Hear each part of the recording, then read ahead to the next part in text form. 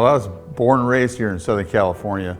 At a very young age, I was inspired to be a lifeguard at the beach. I later became a Huntington Beach lifeguard where I kind of met my destiny. And as a lifeguard at the beach, my chief told me, he goes, "Pete, you're not gonna be able to come back here next year." And I go, "Why is that?" He said, "Well, you're gonna get drafted." And he said, if I did 4 years in the Navy, I could come back and get my job back immediately.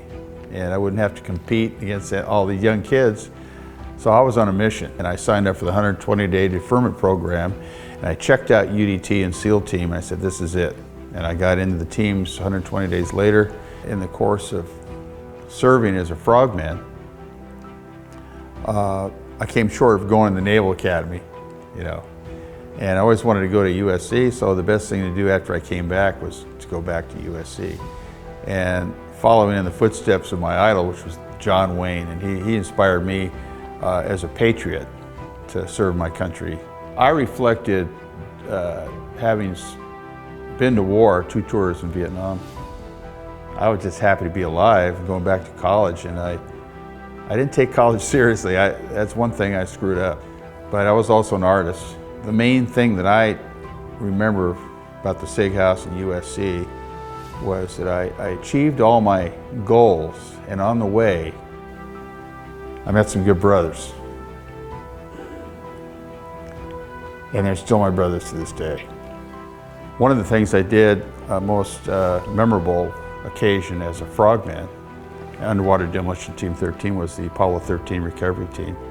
This was Apollo 13, the third attempt to go to the moon. First 2 were successful, this wasn't.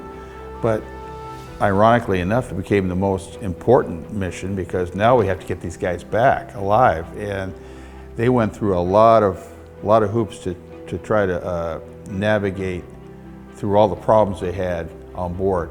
So when we went out there, we didn't know all the stuff had been successfully done in the background, but we're expecting the worst, but we just did our job, just like we were trained. And it came off flawlessly. They landed right almost next to the ship. The water was flat. It was like my prayers were answered. I remember I almost got in trouble. It's a funny occasion. I was kind of bored, Navy Frogman on board the ship, and myself and my swim teammate, Alan Starr, said, what are we going to do? So, well, let's leave a legacy of frogman behind. So I had a stencil already cut out of a frog. And I put my iconic frog, represents our team, the Underwater Demolition Team Frogman. And I went down below deck at 0 dark early hours. And I got rattle cans and I sprayed with several different patterns of a frog with a cigar and a dynamite stick, and UDT 13, Apollo 13 frogs. The next morning at the briefing, at about 0 dark early again, 4:30, the XO comes out, who in the hell painted this frog on the side of this multi-million-dollar aircraft? I want some names, they're going to the brig. But just then, that frog on the side of the helicopter started to move and the door opened up. The CEO said, oh, XO, are you referring to the frog on my bird? I like that frog. Kind of reminds me of the people who are referring out to do this very important mission. I suggest we saddle up, get this thing done today, and I further suggest you get one of those in your bird.